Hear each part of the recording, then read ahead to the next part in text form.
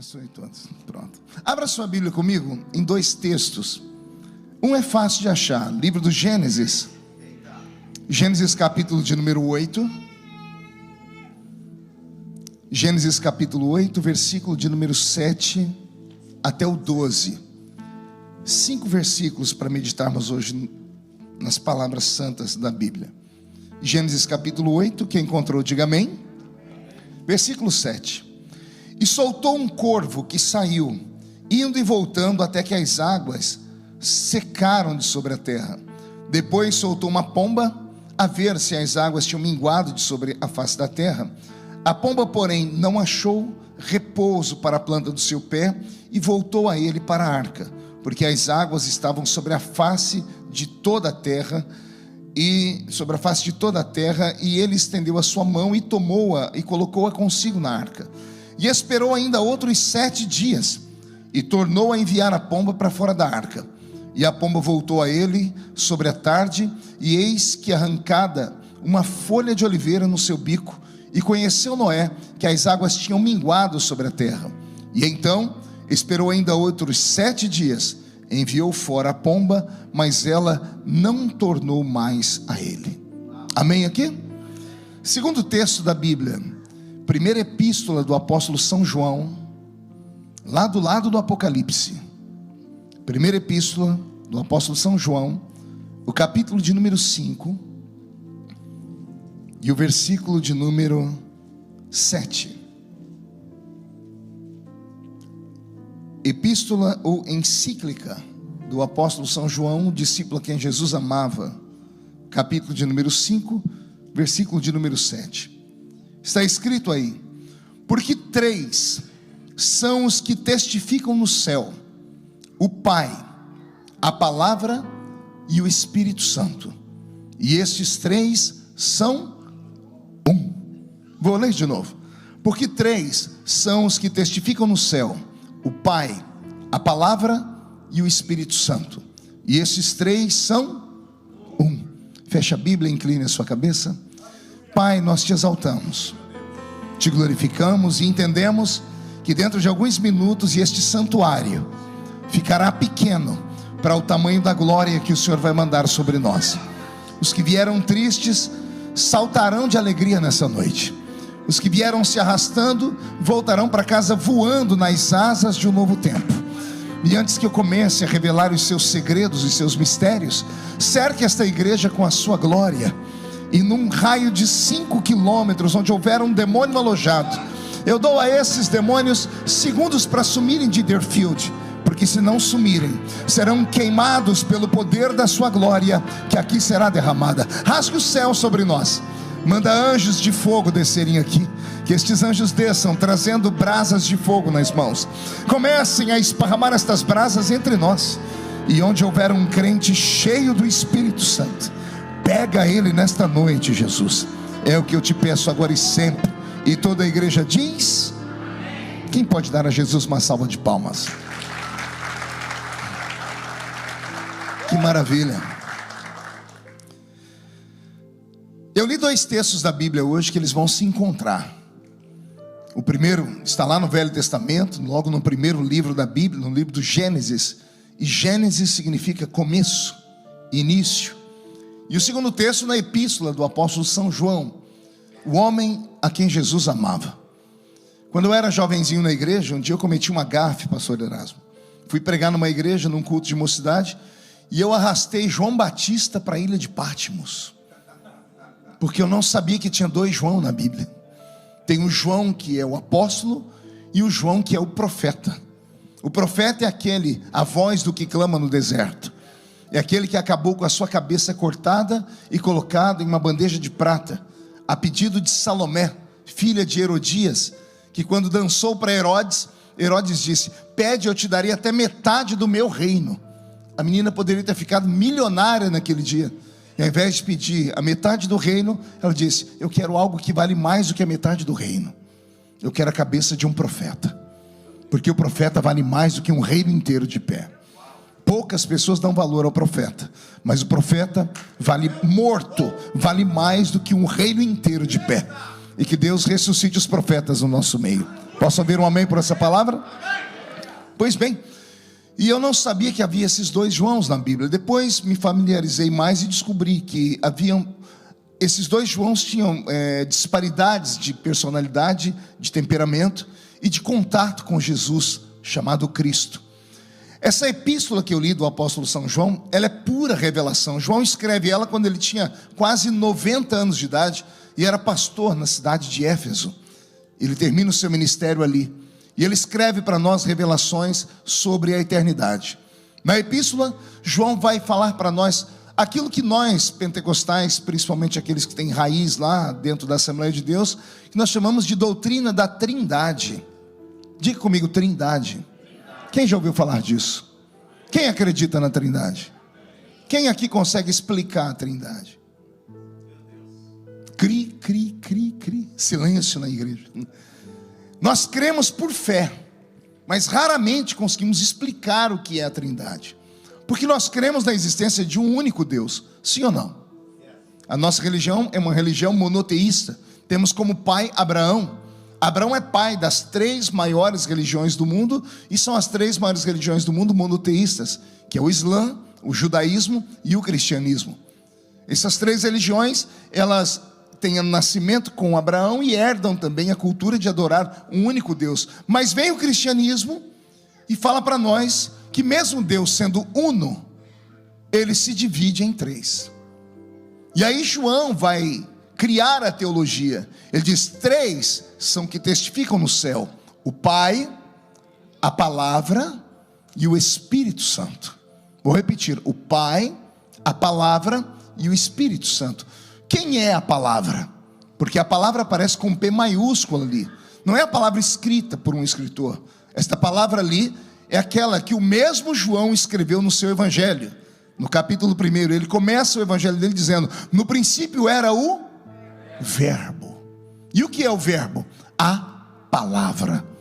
Deus Pai é o construtor do universo, ou melhor, é o arquiteto do universo. Deus Filho, a palavra, é o construtor do universo. Deus Espírito Santo é aquele que colocou vida dentro do universo.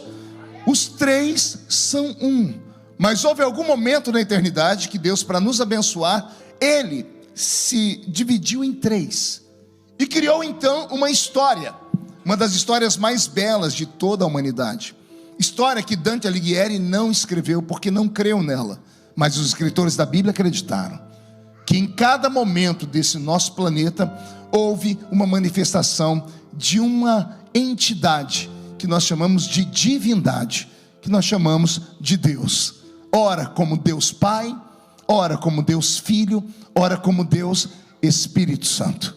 E eles estão aqui nessa noite. Deus Filho não está aqui em corpo presente. Deus Pai também não está aqui em corpo presente. Quem está conosco é Deus o Espírito Santo. E Deus o Espírito Santo recebeu autorização para representar aqui nessa noite Deus Pai e Deus Filho. Então Deus Pai arquitetou um plano para esse povo que está aqui nessa noite. Deus Filho vai começar a construir esse plano, e Deus o Espírito Santo vai dar vida a esse plano que está dentro da sua vida para o ano de 2022. Alguém acredita nisso? Então dá um grito de glória a Deus mais alto aí. Pastor, o que João tem a ver com o livro do Gênesis, no capítulo 8 que o senhor leu? Eu li aqui uma das histórias mais lindas da Bíblia, que eu me lembro que era muito contada em escolinha bíblica dominical no Brasil. A história do voo de uma pomba. Na verdade, não um voo, mas 3 voos de uma mesma pomba. Não eram 3 pombinhas voando. É a mesma pombinha que Noé, o patriarca, depois que a terra foi atingida por um grande dilúvio, e depois que o dilúvio começa a secar, quando a arca para lá no Monte Ararat, a Bíblia diz que Moisés abriu a janela da arca. Abriu o que, a igreja? Eu estudei sobre essa arca e eu fiquei apavorado. Viver lá dentro não era para qualquer um. Primeiro que a arca de Noé não era um barco. Ela não tinha formato de um barco, era uma caixa retangular. Solta uma caixa retangular aqui no mar, aqui você vai ver o que acontece com ela. Ela não tem habilidade, ela não vai para a esquerda nem para a direita. Não tinha leme a arca, porque Noé não sabia para onde ia. A arca era apenas para proteger. Quem estivesse lá dentro era protegido. Por isso que a arca é Jesus de Nazaré. Quem está dentro da arca? Então deixa eu dizer uma coisa para você: você está protegido. O problema é que você não sabe para onde vai. Porque quem está em Jesus é mais ou menos assim: você não sabe de onde vem nem para onde vai. É como o vento que sopra onde quer. Porque quem cuida da sua vida não é mais você, é Jesus que está com o controle da sua mão na mão dele. Pois bem, quando eu vejo Noé construir a arca aqui, pastor Erasmo, eu fico imaginando o que tinha ele na cabeça, né? Porque na verdade não saiu do coração dele, foi Deus quem mandou fazer. Deus deu a ele a metragem da arca, o tamanho da arca. E eu me lembro que o que eu conhecia da arca de Noé era só o que eu vi em filmes. E eu cansei de ver filmes onde a arca tinha 200 janelas, onde a arca era em forma de um barco mesmo. Ela tinha bico para frente, tinha bico para trás. Ela era em forma de uma abóbora por baixo, porque assim são feitos os barcos. Mas a arca de Noé não era nada disso, era um caixote. E ela não tinha várias janelas, tinha apenas uma janela. E a janela não ficava nas suas paredes, ficava no último andar da arca. E a janela tinha tamanho 50 centímetros quadrados. Era um côvado à esquerda, à frente, à direita e do outro lado. 50 centímetros quadrados. Era o único lugar aberto que tinha naquela arca. E quando Noé entrou lá dentro, e entrou ele, os animais, a Bíblia diz que Noé fechou a arca por dentro. Veio um anjo e fechou a arca por fora. Por que o anjo fecha a arca por fora, se Noé já tinha fechado a arca por dentro? Alguém já percebeu isso? Já leu isso na Bíblia? Você alguma vez meditou? Ora, se Noé trancou a arca por dentro, por que o anjo veio e trancou a arca por fora? Pergunte para mim, por quê, pastor? Porque quando a arca começa a navegar nas águas, quando chove por 40 dias, e todo mundo é alagado, e as pessoas começam a morrer afogadas, porque mesmo elas indo para o alto das maiores montanhas, as maiores montanhas foram alagadas. Noé era um ser humano e tinha sentimentos, e ele começou a ouvir grito de crianças, grito de bebês, grito de mulheres, parentes próximos a ele. As pessoas esmurravam a arca gritando: tem piedade, agora nós acreditamos, abre para nós entrar. E eu não duvido que Noé tenha tentado abrir a arca por dentro, mas Deus havia fechado a arca por fora. Aqui eu aprendo uma coisa que é tão ruim de falar: nós às vezes temos misericórdia de quem Deus não tem. Às vezes queremos abençoar alguém que Deus não quer que a pessoa seja abençoada, porque ela está debaixo de uma prova. Já aconteceu isso com você? Você quer fazer alguma coisa para a pessoa e trava tudo. Quando isso acontecer, não discuta, saiba que Deus está tratando com a pessoa. A porta que Deus fecha, o homem não abre, mas a porta que Deus abre também, não tem homem que feche. Amém? Por aqui? Uma vez eu fiz uma meditação, ela é até engraçada, porque eu sempre pergunto: se você vivesse nos dias de Noé, onde você gostaria de estar, dentro ou fora da arca? Quem gostaria de estar dentro? Levante a mão. Quem gostaria de estar do lado de fora? Levante a mão. Pois bem, e tem gente que não levanta a mão por nada. Você não queria existir naquela época, era isso. Mas eu fiz uma pergunta: você gostaria de estar dentro ou fora? Tem que escolher um lado. É claro que todos nós gostaríamos de estar lá dentro. Então eu quero te convidar a entrar dentro da arca comigo agora. Tem coragem? Então vem comigo para a arca. Acabamos de entrar na arca de Noé. E na verdade, o nome está errado, a arca não era dele. Aquela arca era de Deus. Pergunte para mim por quê. Se fosse de Noé, alguns bichinhos não tinham entrado ali dentro. A cobra não tinha entrado lá dentro. O escorpião não tinha entrado lá dentro. Percevejo não tinha entrado lá dentro. Muriçoca não tinha entrado lá dentro. A hiena não tinha entrado lá dentro. Se a arca fosse de Noé, esses bichos não teriam entrado lá dentro. Mas os bichos entraram por quê? Porque Deus os chamou. E Deus mandou a cobra entrar lá dentro. E aí começa a dar desarranjo no pregador, porque, oh meu Deus, o senhor quer dizer que se a arca é o Senhor aqui dentro da igreja, que é um exemplo da arca, deve ter entrado aqui dentro também uma cobra, um escorpião. Por isso que às vezes a gente é picado, pastor Erasmo. As únicas pessoas que têm poder de nos machucar são aquelas que nós amamos. A única traição que dói é a traição de pessoas que estão muito próximas. E por que isso acontece na igreja, se ela é um ambiente tão pequeno? É porque a igreja não é como Lions Club, como Rotary Club, é como a maçonaria. O que tem essas três entidades? Só entra gente perfeita lá dentro. Igreja é hospital. Só entra para cá gente. Alguns estão com os dias contados. gente cancerosa, aidética, cheia de vírus. E se você não gosta de permanecer na igreja, eu tenho uma notícia ruim para você, porque se aqui dentro é ruim, imagina lá fora como é. Um dia eu entrei dentro da arca e fiz um tour por ela. Quem sabe um dia ainda vamos fazer a arca em 3 dimensões e nós vamos poder entrar lá nesse mundo agora que o Mark Zuckerberg está criando. Como é que chama? Metaverso, né? Vai ter um mundo daqui num tempo futuro, onde você vai colocar um óculos e vai poder entrar dentro desses lugares. E eu vou pedir para que alguém faça a arca. Imagine você um lugar que tem 3 pavimentos, 3 andares, mas só tem uma janela no último andar, uma janela de 50 centímetros. Imagine tudo isso trancado por 1 ano. A única forma de ventilação era aquela janelinha de 50 centímetros, ou de 50 centímetros de um côvado quadrado, só ali. Dentro daquela arca haviam milhares de animais que não podiam ficar andando dentro dela, porque era uma caixa. Se todo mundo vem para cá, aquilo virava. Se vai todos os animais para lá, ela virava. Noé teve que fazer compartimentos, e esses animais ficaram presos. E alguém tinha que cuidar desses animais, ou não? Esses animais tinham que comer, sim ou não? Tinham que beber, sim ou não? Então segure aí. Eu fiz um cálculo pelo tamanho da arca. Pelo menos 8.000 pares de animais estavam lá dentro. E tinham só 8 seres humanos para cuidar disso.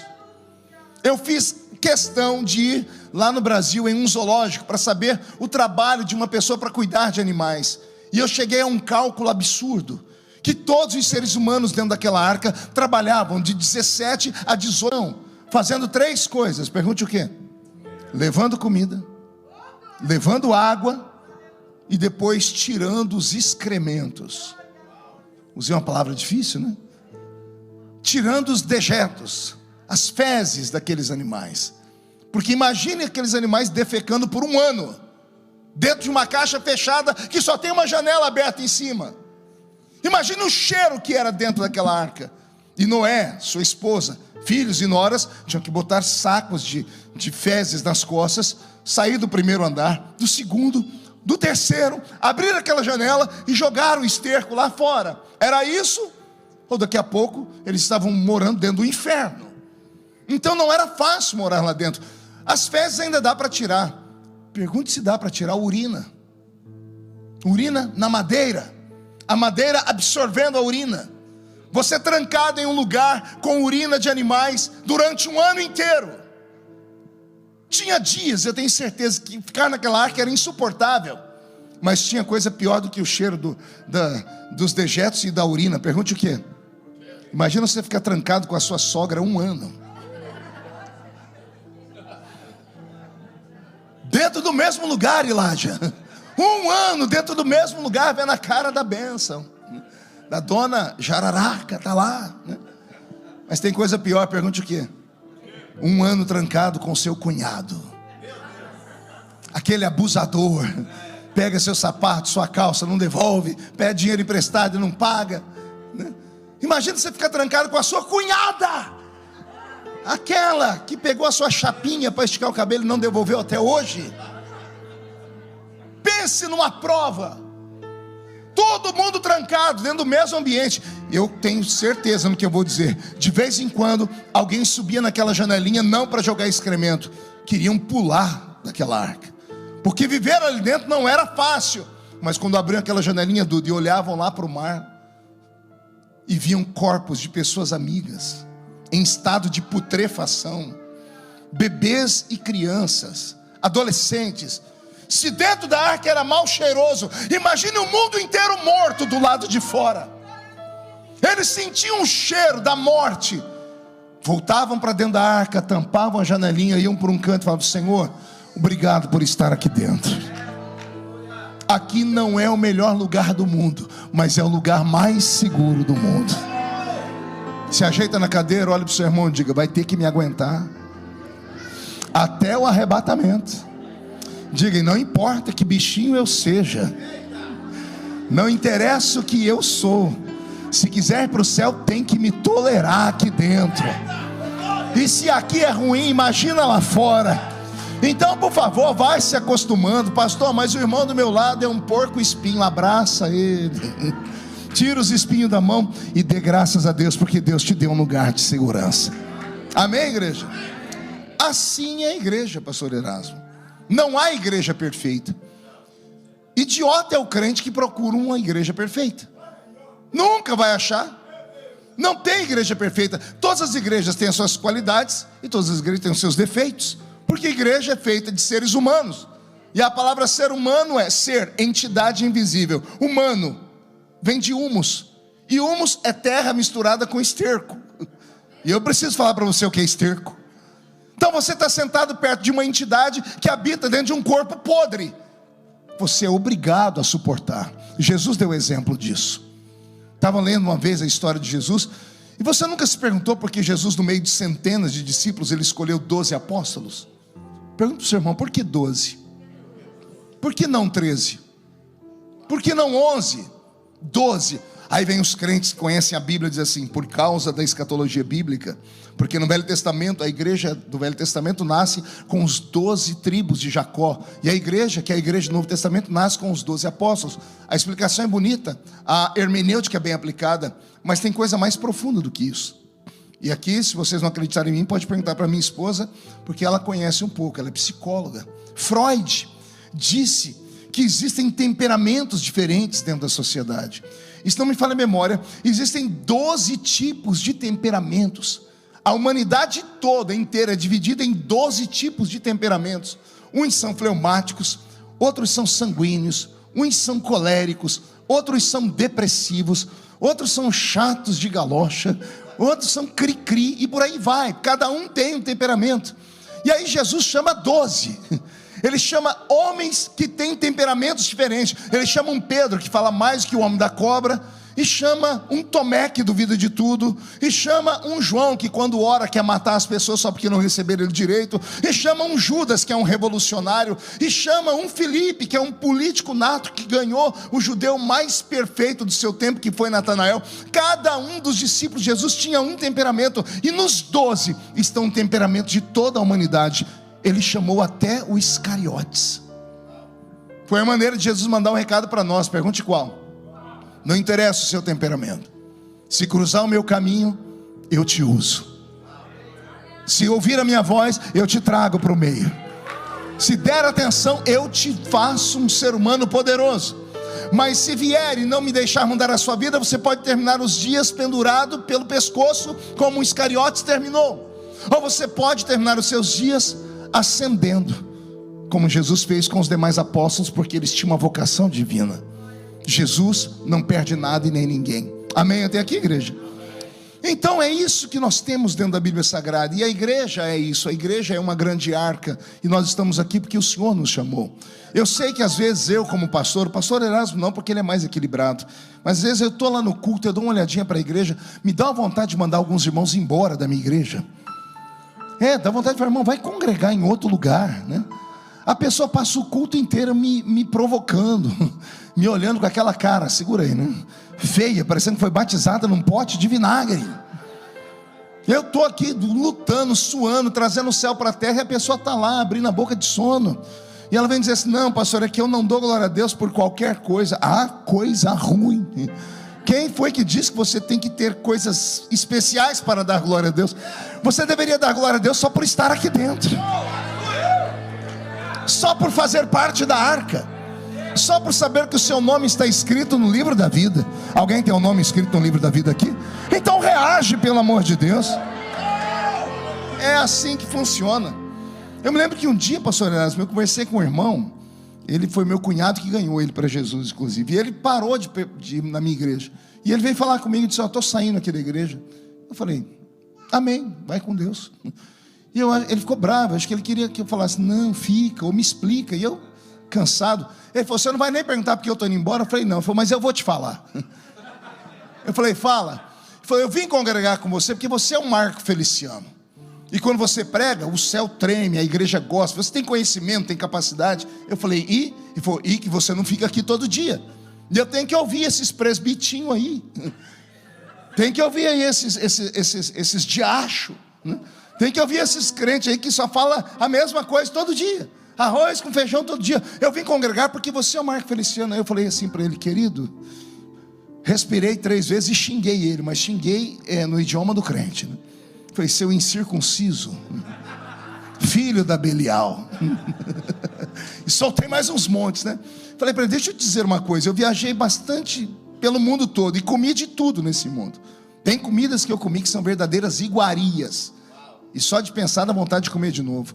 Mas se eu dependesse das iguarias para sobreviver, eu tinha morrido raquítico. O que sustenta a gente é o arroz e o feijão. Pegou aí? Não pegou? Vamos falar de novo. É bom ter um Marco Feliciano de vez em quando aqui na Generator. Quase saiu, quase, até o fim da vida eu vou conseguir. É lindo saber que terça-feira vai estar aqui o pastor Cláudio Duarte. É bom ouvir esses homens, mas não é isso que sustenta a igreja. O que sustenta a igreja são essas pessoas que fazem parte do corpo. É o louvor cantado aqui repetidamente. É o irmão dando testemunho, dizendo assim, fui limpar a casa do americano e ele me abençoou. É isso que sustenta a igreja, é o arroz com feijão. Então não abra mão do arroz com feijão. Não ignore o arroz com feijão. Pois bem, quando eu abro a Bíblia aqui em Gênesis, no capítulo 8, eu vejo uma pombinha fazendo 3 viagens. E há algo dentro de mim que me leva a uma adoração extravagante. Se fosse para ficar triste, Jesus teria nos mandado congregar no cemitério. Se fosse para ficarmos em silêncio, Ele não teria tirado a gente daquela igreja morta onde a gente congregava antes. Que você chegava na igreja, em cada parede estava a imagem dele morto e crucificado. Não tem como adorar a um Deus que está preso em uma cruz ensanguentado. Mas você entra aqui dentro, olha para as paredes, Ele não está mais na parede. Aí você pergunta para qualquer um aqui, onde está o seu Deus? Ele diz, Ele vive dentro de mim. Ele vive e reina para sempre. Ele até morreu, mas ressuscitou. Quem crê no Cristo que ressuscitou aqui? Deus é um Deus de movimento. Deus Pai na eternidade, sentado no seu trono, Ele por amar-nos, se dividiu. Como se houvessem 3 copos e Ele fosse essa água. E então Ele se divide. No primeiro copo, o segundo e o terceiro. E Ele se divide em Pai, Filho e Espírito Santo. A princípio era apenas o Pai, porque Pai é o gerador, Pai é o paterno. Só pode ter um filho se houver um Pai. Então é o Pai que, por amar o universo, por amar o cosmos, Ele se divide em Filho e em Espírito Santo. Por que Ele fez isso? Porque Ele sabia que haveria uma trama, uma epopeia, uma grande história a ser construída, e precisaria que a humanidade o conhecesse na sua plenitude. E não daria para conhecer Deus na sua plenitude conhecendo apenas uma das suas faces. Então de Gênesis até Malaquias nós temos o império de Deus Pai. A pombinha saiu do céu e veio à terra procurando um coração para pousar, mas os corações estavam em águas profundas de sujeira, e Deus não conseguiu pousar. Deus tentou com Adão, e Adão pecou. Deus tentou com a geração de Adão, e Caim mata Abel. Deus tentou com os homens, e não conseguimos. Quem conhece um pouco de teologia antiga vai se lembrar que o Velho Testamento todo está separado em 5 dispensações. Dispensação da inocência, consciência, governo humano, era patriarcal e lei. Coisas que os crentes modernos já não conhecem mais. Há uma história construída e escrita por Deus. O Velho Testamento inteiro são 5 dispensações. Dispensação da inocência, Adão dentro do Éden, não conhecia o pecado. Dispensação da consciência, os filhos de Adão que nascem pós-pecado. Por Adão ter tocado na árvore do conhecimento do bem e do mal, os homens conhecem eles. Depois a dispensação do império dos homens. É quando começam a nascer os reis da terra. O primeiro grande rei da terra foi Nimrod. E Nimrod tentou levar os homens a construir a Torre de Babel. E a Torre de Babel era uma afronta ao Deus vivo, porque Deus, quando terminou o dilúvio, disse a Noé: porei o meu arco no céu, para que todas as vezes que chover, eu veja o arco e eu desligue a torneira, porque eu não vou destruir mais a terra com água. Eu não vou mais trazer esse tipo de tragédia sobre a humanidade. Então havia uma história. Então nós temos o governo humano, temos a era patriarcal. Aí Deus levanta Abraão, lá na Mesopotâmia, em Ur dos Caldeus. De Abraão vem Isaac, de Isaac vem Jacó. a era dos patriarcas. Depois entramos na época da lei, e na lei Deus levanta um homem chamado Moisés, e Moisés é o primeiro legislador da história. É ele quem cria a Constituição Federal do povo hebreu. Os primeiros 5 livros da Bíblia, Gênesis, Êxodo, Levítico, Números e Deuteronômio, são chamados de Pentateuco, ou seja, a Torá, o livro de lei de Israel. Quem escreve eles? Moisés. Então nós temos aí o período da lei, e depois da época da lei, o diabo dizia: pode mandar, manda que eu desfacelo ele. Aí em cima o Senhor ganhou, aqui embaixo quem ganha sou eu. E a pombinha procurou um lugar para pousar e não encontrou. E ela volta para a arca do céu. Deus retorna para a arca do céu, senta no trono, olha para aqui para baixo, vê a terra perdida, e Deus dá um grito. Pergunte qual? E agora? A quem enviarei? Quem há de ir por nós?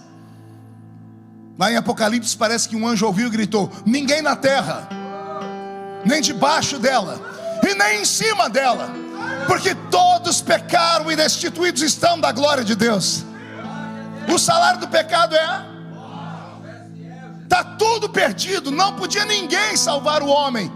Aí lá no céu, o meu Deus, o eterno, se divide. Ele pega a sua água, a sua essência, e se divide em Filho e em Espírito Santo. Aí o Filho eterno olha para o Pai e diz: eis-me aqui, envia-me a mim. Olha só, a pombinha não encontrou lugar para pousar e voltou. Daqui a pouco, ó, a porta do céu abrindo, e lá vem a pombinha de novo. Só que agora ela não vem voando, ela vem de maneira invisível e entra dentro do ventre de uma virgem chamada Maria. Ela está sendo desposada por um velho de quase 80 anos, que é José. Ela está arrumando a roupinha dela para ir embora. De repente o quarto dela escuro é iluminado com uma presença angelical. Quando ela olha para trás para ver, ela vê um homem de cabelos brancos, rosto de bronze. Antes que ela tivesse um infarto no miocárdio, o homem de branco se apresenta a ela e diz assim: benditas seja tu entre as mulheres. E ela se arrepia toda, imagino, porque judeu não fala isso. Judeu encontra outro e diz: Shalom Adonai. E ela diz: veja que você não é judeu. Eu imagino ele dizendo: não sou judeu. Na verdade eu não sou nem terráqueo, eu sou do céu. O meu nome é Gabriel, e eu assisto diante do trono de Deus. E você foi escolhida para ser a mãe do Salvador da humanidade. E ela diz: mas como se dará isso, se eu sou uma mulher que nunca conheci homem, sou virgem? Ele diz: Deus já resolveu isso, porque essa noite a sombra do Onipotente te cobrirá.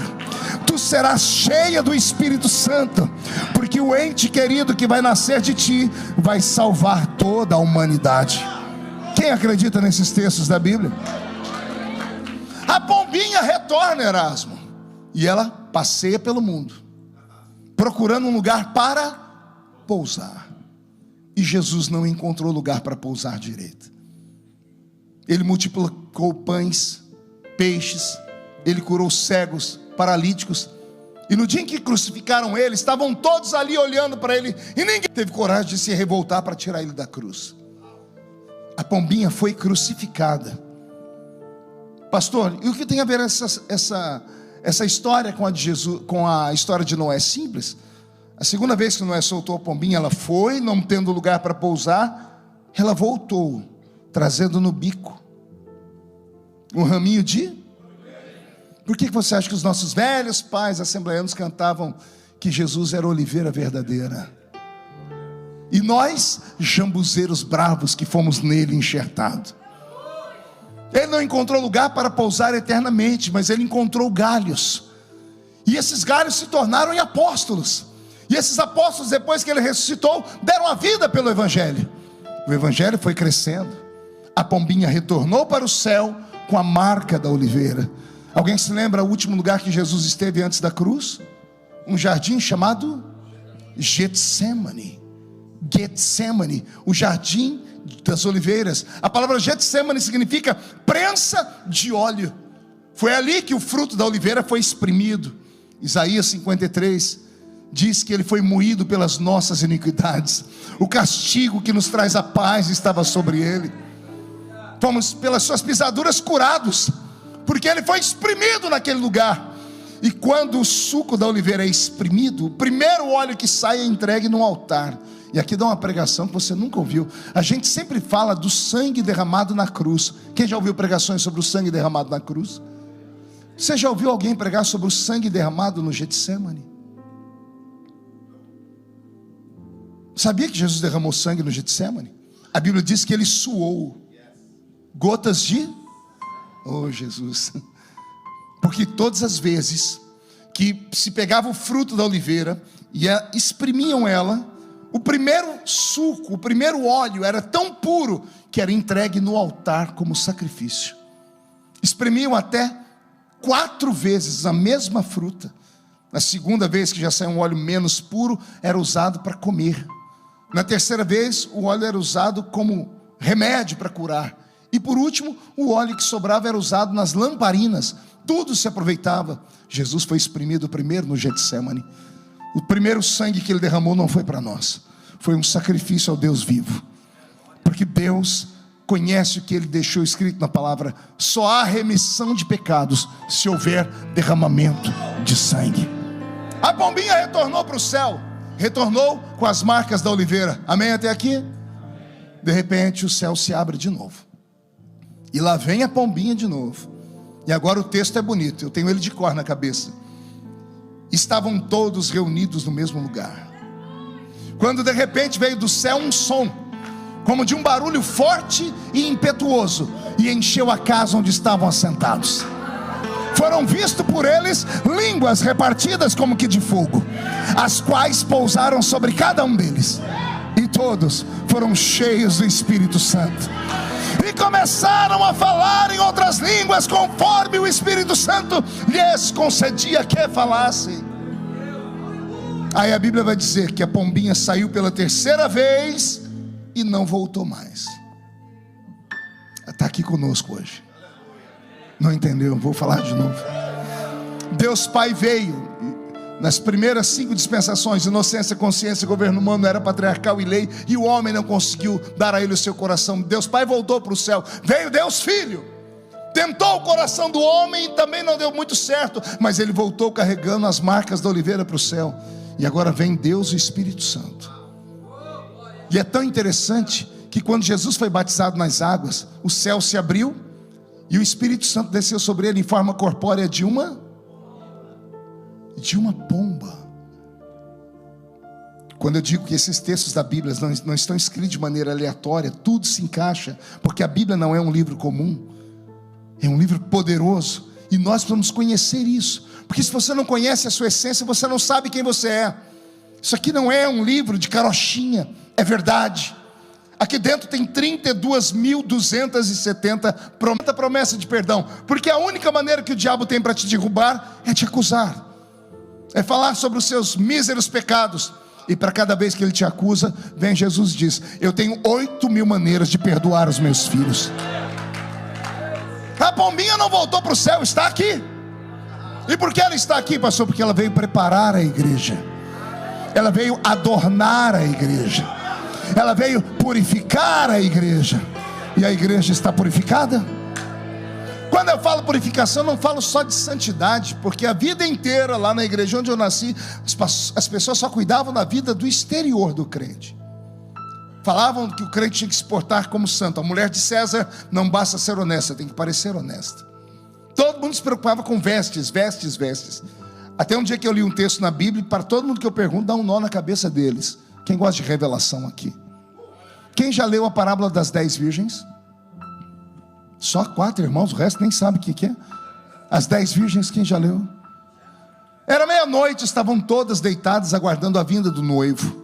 À meia-noite ouviu-se um clamor: eis aí o noivo, sai ao seu encontro. A Bíblia diz que as 10 acordaram, mas só 5 tinham azeite suficiente na botija, porque era madrugada, e só com azeite na botija tinham fogo para encontrar o caminho no meio da escuridão. 5 virgens eram loucas, porque não tinham azeite suficiente. Por que loucas? Foram encontrar o noivo de madrugada e não levaram azeite suficiente, gastaram tudo que tinha. E elas pediram às outras: dê-nos do seu azeite. E as outras disseram: se dermos para vocês, vamos ficar sem, e nenhuma de nós vai acompanhar o noivo na escuridão. 5 foram com o noivo e 5 se perderam. Eu cresci a vida inteira ouvindo falar que isso falava do arrebatamento da igreja, que Jesus vai tocar a trombeta, a metade da igreja sobe, a outra metade não. Então quer dizer que eu prego para duas igrejas aqui nessa noite: a igreja militante e a igreja triunfante. A igreja militante é aquela que pensa que é, mas não é. Vem, canta, carrega a Bíblia debaixo do braço como se fosse desodorante, pula, grita, até fala em línguas, mas não tem compromisso de verdade. Mas a igreja triunfante é aquela que, quando a trombeta do arrebatamento tocar, ela será arrancada dessa terra. A igreja militante é chamada de joio, porque o joio é igualzinho o trigo. Se você tentar tirar o joio, você arranca o trigo junto. Então o Senhor diz: deixa crescer tudo. Tanto é que no dia em que tudo será ceifado, não serão os homens, os anjos virão, e eles vão saber separar quem é e quem não é.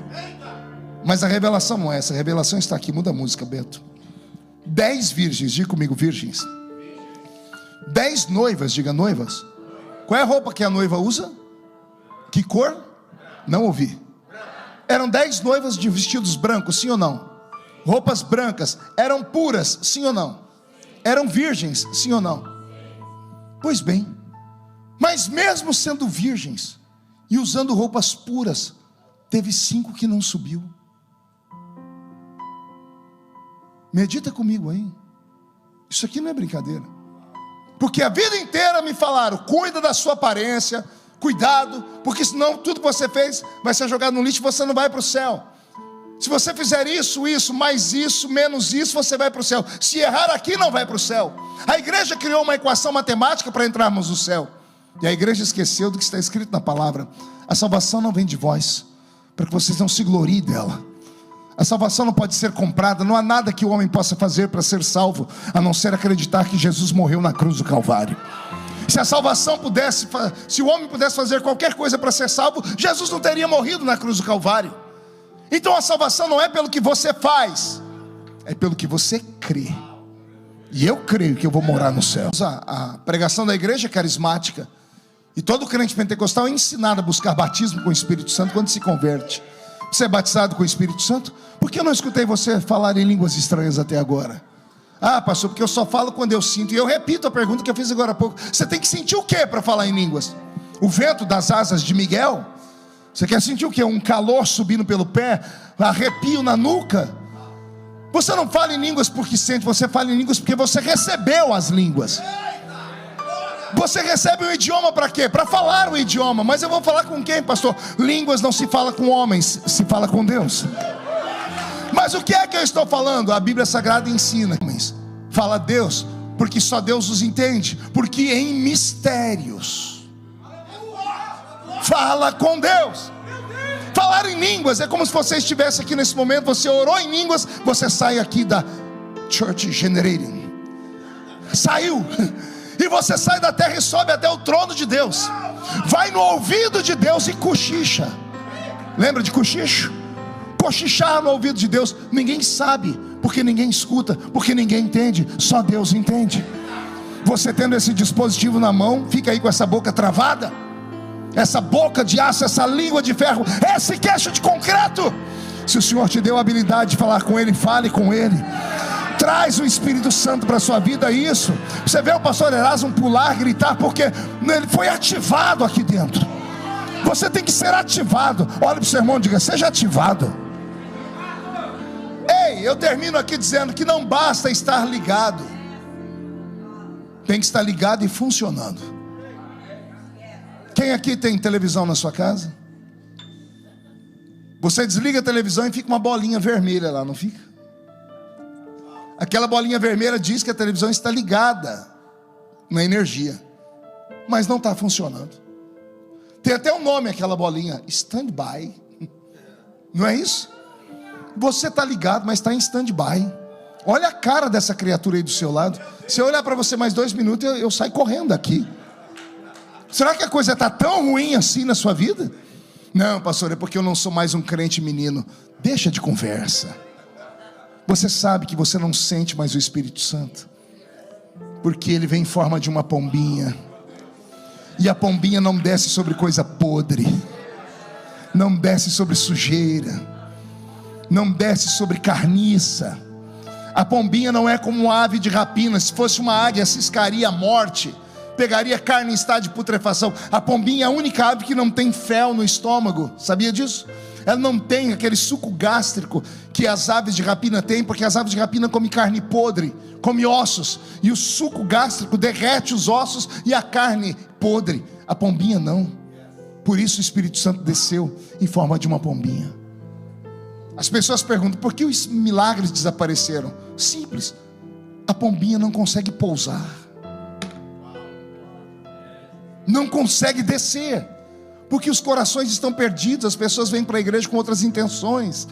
Alguns vêm para a igreja porque não tem um lugar melhor para ir. Outros vêm porque o patrão está dando um emprego, se não for, tem medo de perder o emprego. Não, vou junto com o meu patrão. Outro vem não, porque a minha mãe está indo. Outros vêm por causa da nossa filosofia. Poxa, eu vou congregar naquela igreja porque lá ninguém rouba, ninguém mata, ninguém adultera. Pelo menos pressupõe que isso não aconteça. Existe 1 milhão de coisas para você estar aqui, menos a verdadeira, que é você estar aqui acreditando que o céu é bem pertinho. E quem faz o céu ser real para nós é o Espírito Santo. Pastor, pergunta, aproveitando que o senhor está falando aí do Espírito Santo, eu já estou terminando. Quem não fala em línguas vai para o céu? É claro que vai. Porque o céu não é comprado pelos dons, e sim pelos frutos. Anote isso, os frutos fazem parte da salvação, os dons não. Os dons são um upgrade. Amém? Deus te dá os dons para que você tenha poder, autoridade para vencer o diabo lá fora. O diabo não respeita crente forte, inteligente, bonito. Ele só respeita canela de fogo. Transpirou azeite, o diabo sai da frente. Deu 3 gritos de glória a Deus, o diabo vai embora. O diabo não suporta crente barulhento. Por que ele não suporta? Porque ele começou todo esse tipo de barulho no céu. Ele era o líder da adoração. Ele sabe o que acontece com o coração de Deus quando alguém diz glória, aleluia, hosanas, quando alguém aplaude. Ele sabe. Então ele sai de perto, porque quem manda a glória para cima recebe glória de cima para baixo.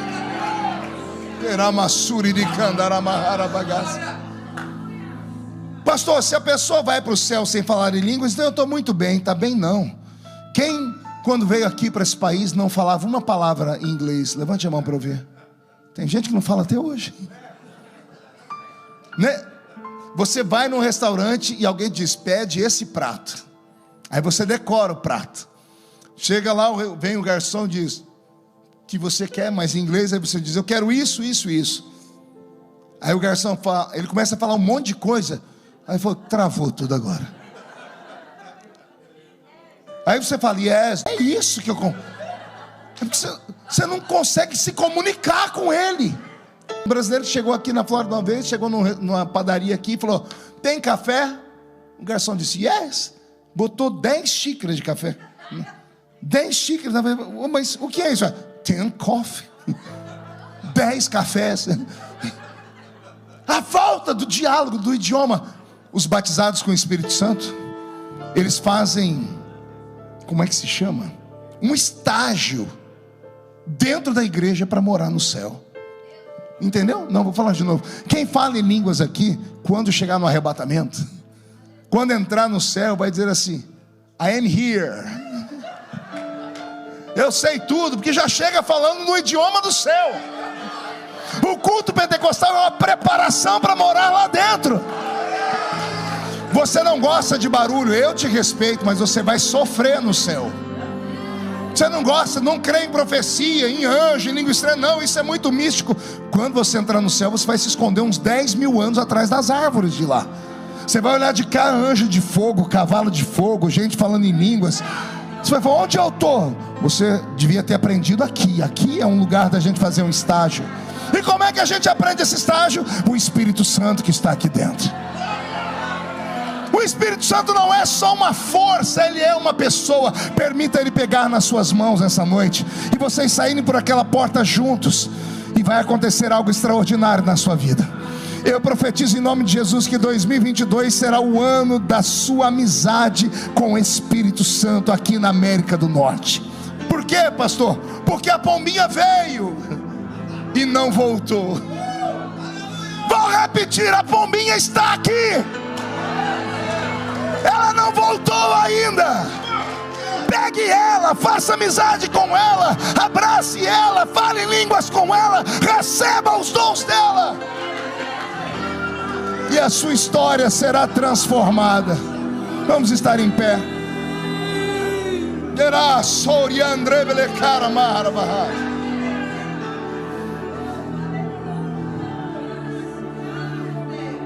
A primeira vez que eu li o livro Bom Dia Espírito Santo, Good Morning Holy Spirit, pastor Ben Hinn, eu entrei dentro daquele livro e não queria sair mais, porque ele me apresentou o Espírito Santo de uma forma tão simples, como alguém íntimo, como alguém que é amigo, mesmo sendo ele o Deus Criador. Ele quer fazer amizade conosco.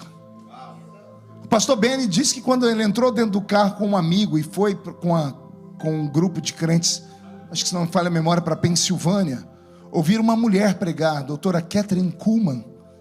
Ele disse que quando abriu a porta da igreja às 6 da manhã, ele saiu correndo para não ser atropelado, porque a igreja encheu de gente.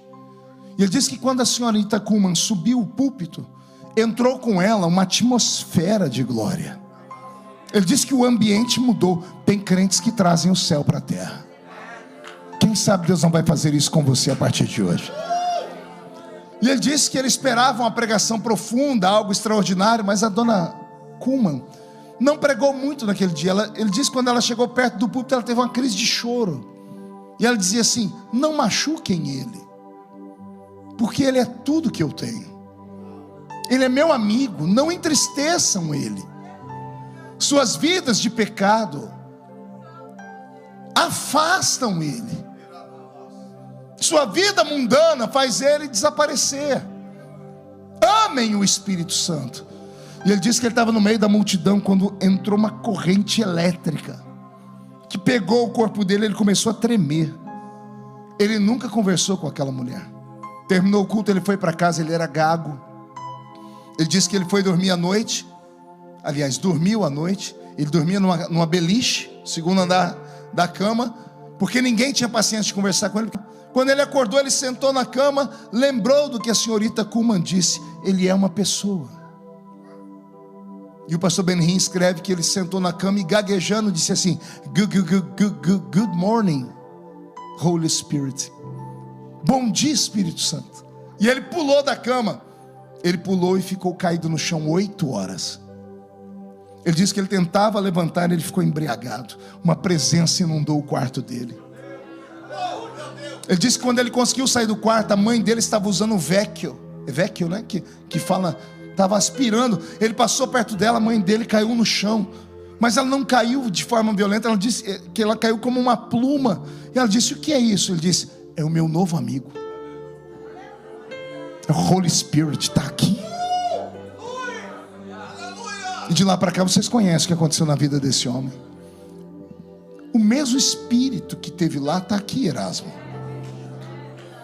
Alguns anos atrás, esse mesmo Espírito foi aqui em Pensacola, pertinho de vocês, e pegou um homem tatuado chamado Todd. E esse menino que foi filho de pastor e que se tornou um motoqueiro, tatuado até o nariz, quando voltou para Jesus, o pai dele tinha tanta dificuldade de lidar com ele na igreja tradicional, que ligou para um amigo, disse: recebe o meu filho aí, porque a igreja não aceita ele aqui. E o pastor recebeu, era mais liberal, e deu oportunidade para o tatuado pregar. E o tatuado fez amizade com o Espírito Santo. Estava marchando para Jesus aqui em Miami com o apóstolo Estevão e a bispa Sônia, e o Marquinho, um amigo meu, me ligou do Nextel, na época do Nextel: pastor, eu tive ontem em Pensacola. Eu disse: e aí que é uma coisa fora do comum, 20 mil pessoas, um grupo de médicos em cima do púlpito. Uma mulher começou a gritar: estou vendo, estou vendo. Pegaram a mulher, correram com ela para o hospital, tiraram a radiografia, porque ela tinha uma prótese oca. E ele disse: na radiografia mostra que os nervos entraram dentro da prótese e cresceu um olho dentro dela. Milagres fora do normal. Quem é que provoca isso? O Espírito Santo. Ele não voltou, ele está aqui. Às vezes a gente tem medo de macumba, de obra de feitiçaria, de magia negra. Aí você vai estudar como é que nasce um pai de santo. Como é que nasce um catimbozeiro? E você vê o que eles têm coragem de fazer para se tornar o que são. Raspam a cabeça, fazem cortes com navalha nas costas, fecham os cortes com obra de feitiçaria com osso de ser humano triturado, chamado ebó ou obá. Quando a pessoa vai voltar em si, ela recebe um espírito de herê, fica como uma criança, um adulto fica como uma criança, fazendo dadá, gugu. Quando a pessoa volta em si, ela entra num jejum de 30 dias, sem comer e sem beber. Sabe como ela quebra o jejum? Bebendo sangue e comendo carne em estado de putrefação em cemitério, Erasmo. O primeiro banho delas é com fezes e urina de animais. Depois de tudo isso, 45 dias depois, nasce uma feiticeira, um vidente. Os ímpios fazem coisas e fazem qualquer coisa para receber o espírito do inferno, um espírito que chama eles de cavalo, e cavalo só dá coice. Aí vem o Espírito Santo aqui e diz assim: eu não peço tudo isso, eu só peço que você entenda que eu estou aqui. Eu só quero um abraço seu, eu só quero a sua pureza, a sua santidade. Eu quero que você fale comigo, eu quero que você sinta a minha presença. E eu não vou te chamar de cavalo, eu vou te chamar de ovelha. O Espírito Santo desce sobre as ovelhas. Ele não voltou para o céu, ele está aqui em Deerfield nessa noite. Feche os olhos. Roberto, canta uma música para trazer o Espírito Santo para perto de nós.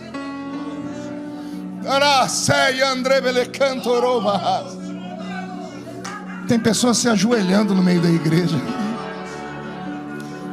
Tem pessoas olhando para a parede com as duas mãos no rosto. É isso.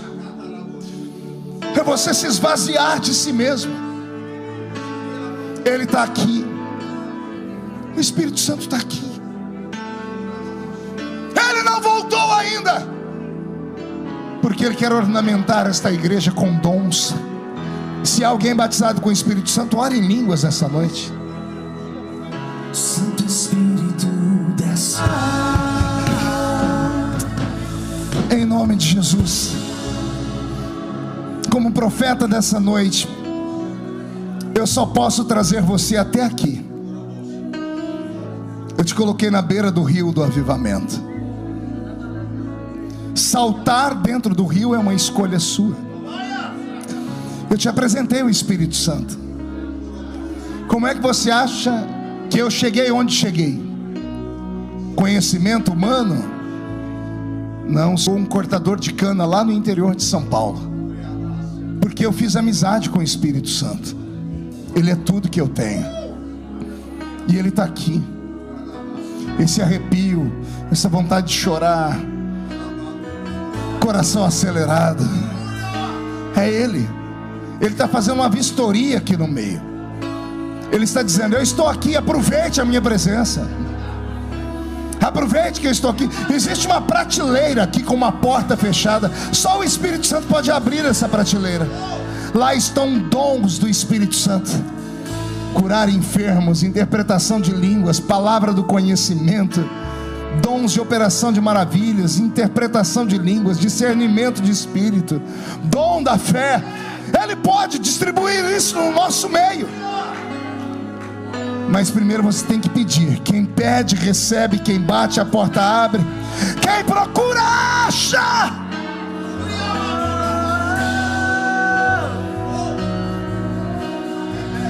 Santo Espírito desce. Para terminar, olhos fechados, mão aberta, erguida ao alto da cabeça, bem alta. Diga comigo, em nome de Jesus: todos os demônios que lutaram contra a minha vida, contra a minha família, contra as minhas experiências, que roubaram os dons, a sensibilidade, as emoções, eu ordeno. Venha para a palma da minha mão, feche a sua mão. Eu conto até 3, você joga no chão e pisa em cima. Aí você encontra 2 pessoas, dê um abraço nelas e só lembre ela dizendo: Ele ainda está aqui. Pela 3ª vez, a porta da arca abriu a janela, a pombinha voou não voltou mais, porque Ele está aqui. Você nunca mais será o mesmo. 1,5. Sua família sentirá orgulho de você de novo. 2. Quem viver verá para ver o que vai acontecer em 2022 aqui na Flórida. 2,5. Um tempo de comunhão com o Espírito Santo está chegando. 3. Joga no chão, pisa em cima. Nós te agradecemos por esse momento de comunhão e pedimos ao Senhor, se revela dia a dia para nós e devolve tudo que foi roubado da nossa vida. A igreja diz amém? De olhos fechados. Eu não sei se tem alguém, mas eu não posso deixar a oportunidade passar. Será que tem alguém nessa noite que está afastado dos caminhos do Senhor, que veio aqui hoje a convite de um amigo, de um parente, e enquanto eu pregava você disse: o Senhor ainda me ama? E ele disse: te amo e ainda estou aqui. O Senhor quer transformar você em um pastor, você em uma mulher de oração, mas onde você está é difícil. Você precisa voltar. Seu nome foi riscado do livro da vida quando você foi excluído daquele ministério. Por isso essa vontade de morrer, de matar, de se matar. Mas se você entregar sua vida para Jesus hoje de volta, tudo que foi roubado será devolvido. Tudo será devolvido em um tempo rápido. Porque as promessas que Deus te fez lá naquele lugar não morreram, nenhuma delas. Elas estão paralisadas. Você precisa ativá-las. De que jeito, pastor? Voltando para Jesus. Enquanto você pensa, será que tem entre nós alguém que não é evangélico? É amigo, é parente dos evangélicos, veio aqui hoje, não entendeu muito do que eu preguei, mas sentiu cada palavra. E você está dizendo: o que eu tenho que fazer para ser tão feliz assim, pastor? Porque eu deixei minha mãe em depressão, meus filhos nas drogas, meu marido na cachaça, minha vida está um inferno. Se você levar o Espírito Santo para sua casa hoje, convidá-lo, ele vai mudar a sua história e a sua família. Ele vai revelar Jesus para você. E aí vai acontecer o que nós falamos: entregar a vida para Jesus. Você gostaria de entregar sua vida para Jesus? Agora a igreja de olhos fechados. Tem alguém que gostaria de voltar para Jesus? Tem alguém que está afastado e gostaria de Jesus ainda? Alguém que não é evangélico e gostaria de hoje conhecer Jesus? Tem alguém? A igreja de olhos fechados. Tem alguém? Eu não vou insistir muito, porque o meu Jesus não é mercadoria de camelô, viu? Ele é uma joia rara. Vai perder a chance? O Espírito Santo está aí do seu lado, gritando com você: volta, vem. Mas a escolha é sua. Dou-lhe uma, a porta vai fechar. Dou-lhe duas. Senhor, nós te agradecemos por esse momento, e que o Senhor dê outras oportunidades às pessoas que aqui vieram. Que seja hoje o início de uma nova história, porque a palavra foi plantada e ela vai criar raiz, e vai crescer e vai germinar. E um tempo de paz e alegria vai dominar a vida deles, em nome de Jesus. E a igreja diz: os que podem dar uma salva de palmas a Jesus. Tome seu assento, por gentileza. Glória a Deus. Amém? Bora fazer uma vigília.